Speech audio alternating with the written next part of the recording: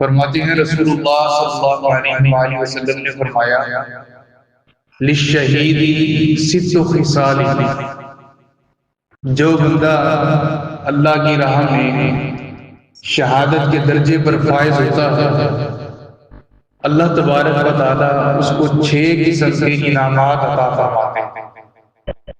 سب سے پہلا انعام، اور شہادت بھی جو اللہ قبول فرما لے، ہر مرنے والا شہید نہیں ہوتا، جو شہادت اللہ تبارک و تعالیٰ قبول فرما لے اس کے لیے یہ انعامات۔ سب سے پہلا انعام نبی کریم صلی اللہ علیہ وآلہ وسلم نے فرمایا خون کا قطرہ زمین پر گرنے سے پہلے اللہ زندگی کے سارے گناہوں کو معاف کر دیتے۔ دوسرے نمبر پر اللہ تبارک و تعالیٰ اس کو قبر کے عذاب سے محفوظ رکھتے، قبر کا عذاب شہید کو نہیں ہوتا۔ اور تیسرے نمبر پر کل قیامت کے دن جو قیامت کی سختیاں ہیں اس سے اللہ تبارک و تعالیٰ شہید کو ایک سائڈ پہ کر دیں گے۔ قیامت کی کوئی سختی بھی شہید کے وجود اور روح پر اثر نہیں کرے۔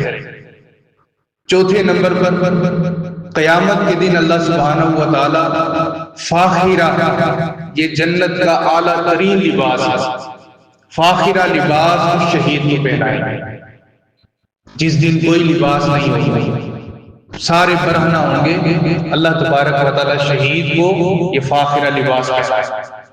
نمبر 5، 70 حوروں کے ساتھ اللہ تبارک و تعالیٰ شہید کی شادی کرا دیں گے۔ شادی ویسے نہیں جیسے دنیا کے اندر ہوتی ہے، بس ایک عقد ہوگا کہ آپ اس کے عقد کے اندر ہیں، آپ کی ملکیت، یہ شہید آپ کا مالک۔ اور آخری انعام نبی کریم صلی اللہ علیہ وآلہ وسلم نے فرمایا کل قیامت کے دن اللہ تبارک و تعالی شہید کو حکم دیں گے اپنے رشتہ داروں میں سے 70 بندوں کی سفارش کر جس کے اوپر جہنم واجب ہو چکی ہے، جن کے اوپر جہنم واجب ہو چکی ہے، ایک ایک بندے کا نام لے کر سفارش کر ہم آج تیری اس کے حق کی سفارش کو قبول فرمائیں، اور ان لوگوں کو وہ جنت میں لے کر جائے گا۔ یہ شہید کے لیے درجات ہیں، اور شہید کے لیے اللہ تبارک و تعالیٰ خصوصی پروٹوکول قیامت کے دن دیں گے۔ اللہ تبارک و تعالیٰ ہمیں بھی شہادت کا درجہ عطا فرمائے، اور شہادت کا درجہ بستر پر بھی مل سکتا ہے۔ اگر شہید ہونے کا جذبہ دل کے اندر رکھ کر ہم سو جائیں اور سنت کے مطابق